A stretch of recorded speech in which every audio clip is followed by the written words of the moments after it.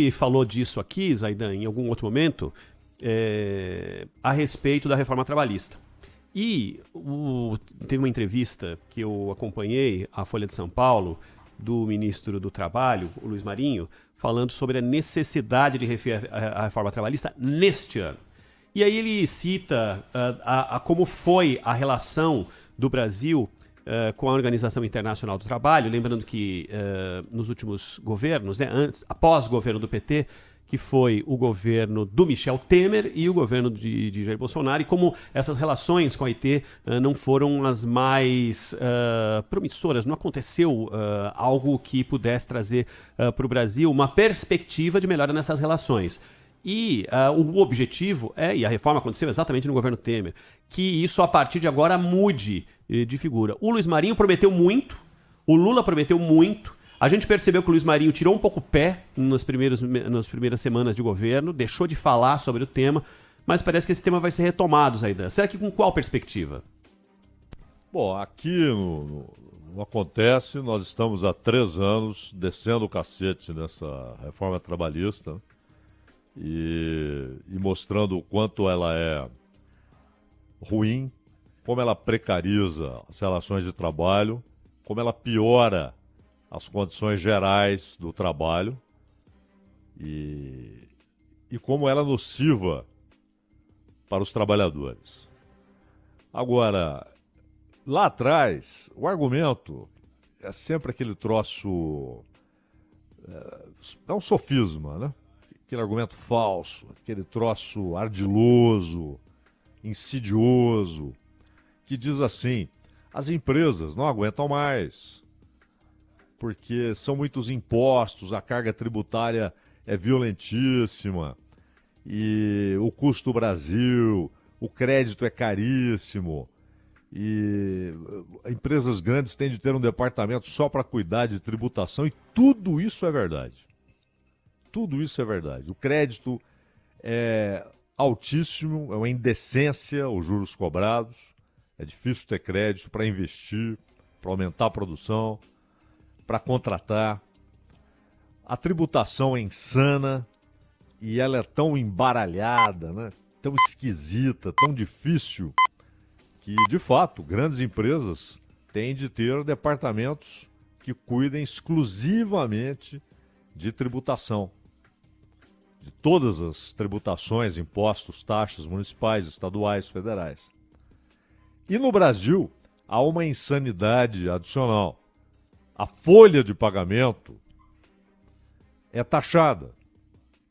Então, quanto maior a sua folha, quanto mais empregos você dá, mais você é taxado.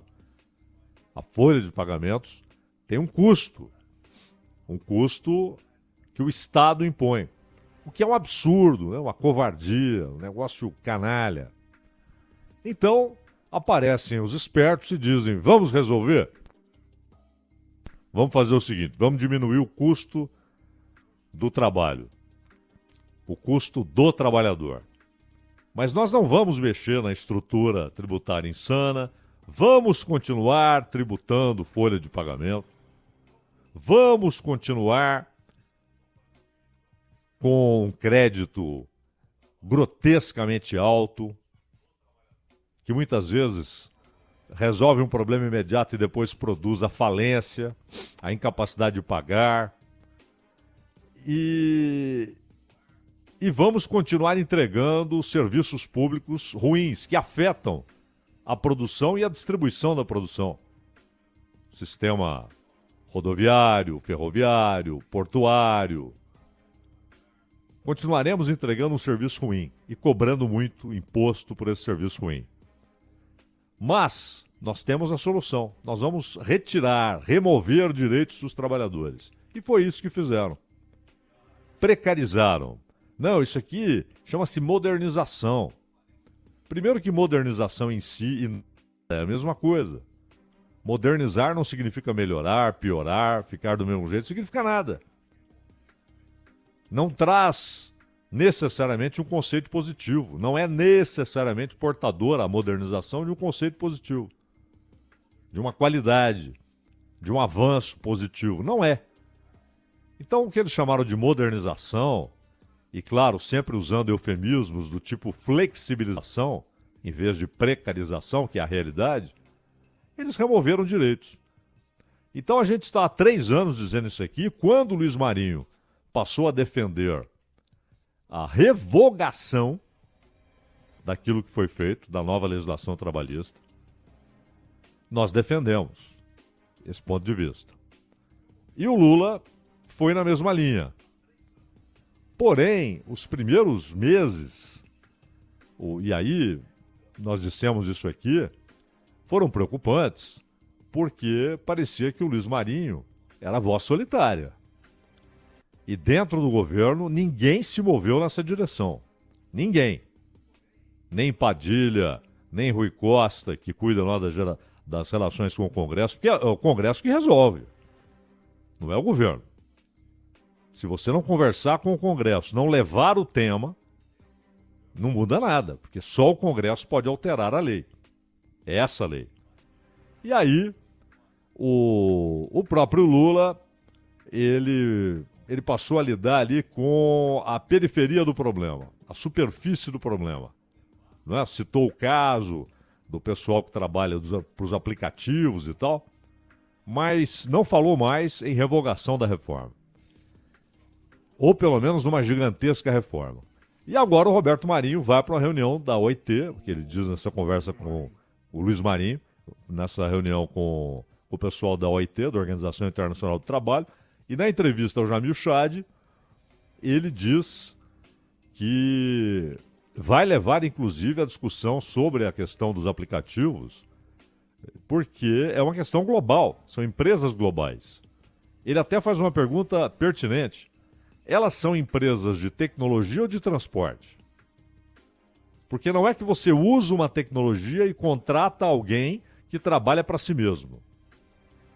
E aí você negocia com o que trabalha para si mesmo, com o motorista, o dono do carro, e o ganho é dele, ele paga uma grana para o aplicativo para ser acionado. Não, ele trabalha para o aplicativo. O aplicativo não é apenas uma ponte. Ele é demandado, Zaidan. Exato. Ele não é uma ponte, não é? Entre quem está comprando o serviço e quem está oferecendo o serviço. Ele não é, ele é patrão. Não, ele é o serviço. Ele é o serviço. Exatamente. E por isso essa pergunta dele. Peraí, é empresa de tecnologia? Porque se fosse tecnologia, ela seria responsável por uma ponte.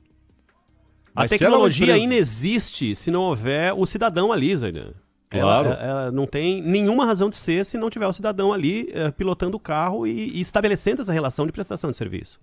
Claro, e a ideia é exatamente essa. Se ela é uma empresa só de tecnologia, ela é uma ponte, nada mais que isso. Se ela é uma empresa de transporte, aquele sujeito trabalha para ela. Então, a relação trabalhista, a relação entre o capital e o trabalho, ela tem de ser estabelecida a partir dessa premissa, que ela é uma empresa de transporte e não meramente de tecnologia. E agora, aguardemos, né, o quanto será uma luta solitária ou se haverá de fato apoio do governo e principalmente do Lula. É isso que o Luiz Marinho está defendendo. E aí ele diz uma coisa correta. Não adianta o governo fazer um projeto e mandar para o Congresso. Não vai passar. É preciso buscar apoio na sociedade, inclusive com os patrões e com, obviamente, os empregados, com os sindicatos, com as centrais, para que haja pressão. Senão o Congresso não vai mudar isso.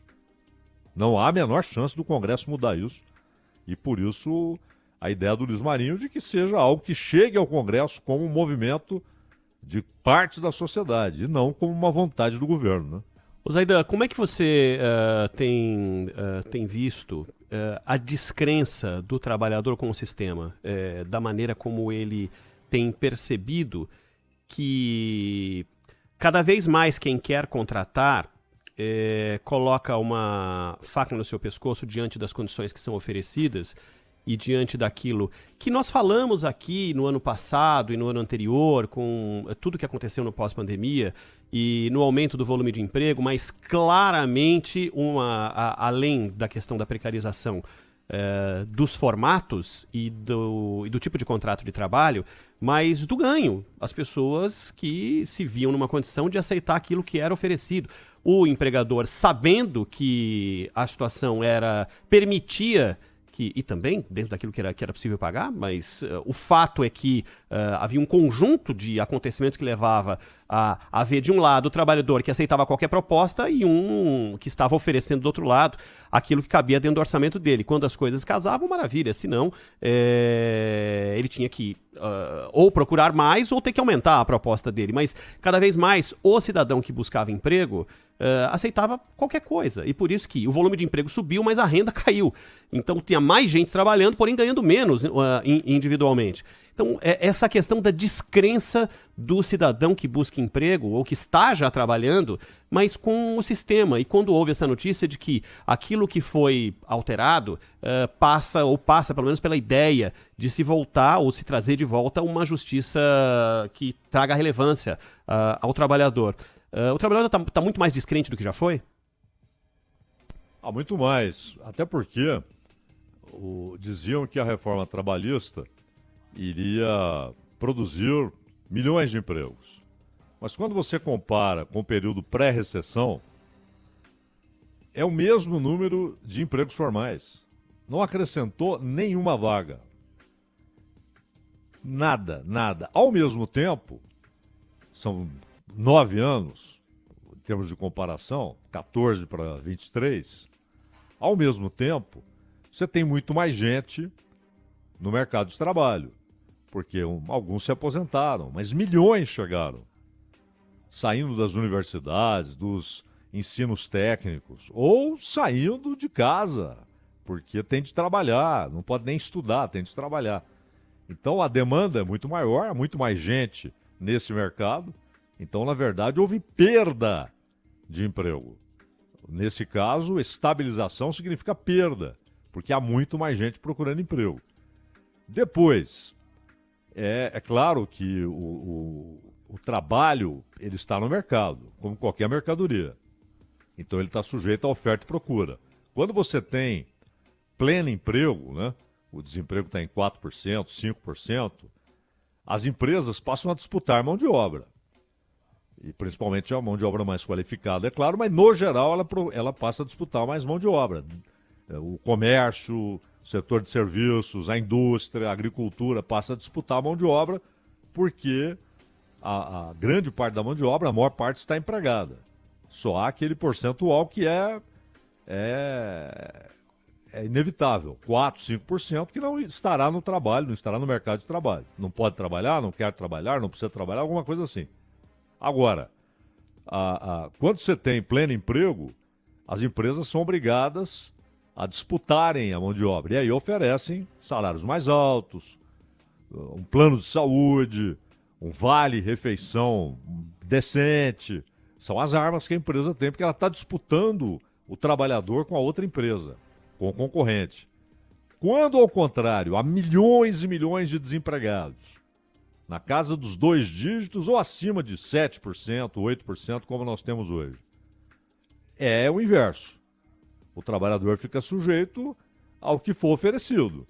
Porque se ele não aceitar, atrás dele é uma fila de milhares de pessoas querendo aquela vaga.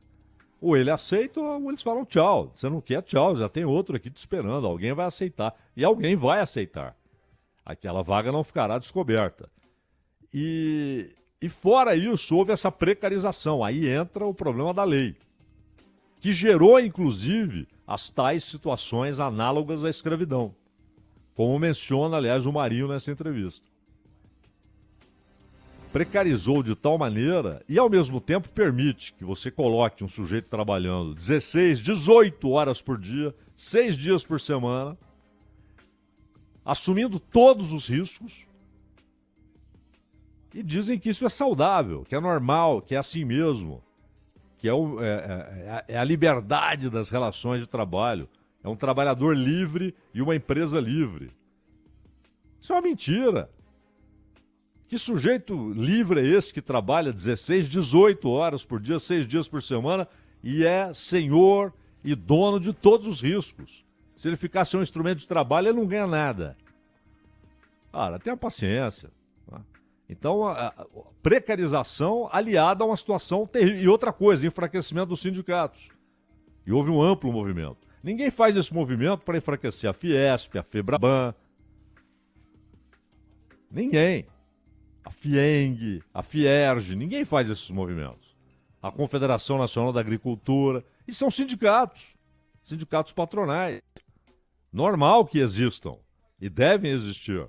Representam setores. Mas o Sindicato do Trabalhador é retratado, inclusive na imprensa, inclusive por gente que é trabalhadora, mas não se sente, por alguma razão se sente no andar de cima, e trata os sindicatos dos trabalhadores como um perigo para a economia, inimigos do crescimento econômico. Por quê? Porque defendem direitos dos trabalhadores. Claro, você tem picaretagem em todo lugar, inclusive nos sindicatos patronais e nos sindicatos dos empregados. Você tem sindicato que está na mão de gente que só quer ganhar dinheiro. Isso é outra história.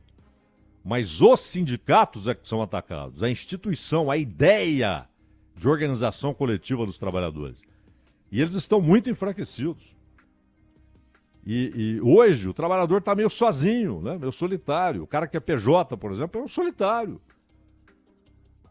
Porque ele está ali na luta dele e tal.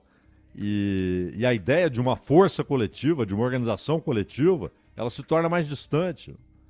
Então, você tem toda a razão. O trabalhador desiludido, né? Além do... o Marinho cita na entrevista os casos no campo, né? Onde você tem muitas e muitas vezes relações que simplesmente já ignoram o salário. O sujeito trabalha em troca da comida. Isso tem nome, né? Tem. Aliás, alguns desses são revelados, têm sido revelados aí e como crime, né? Não como trabalho. Milhares. No ano passado, mais de 2.000 casos de relações de escravidão.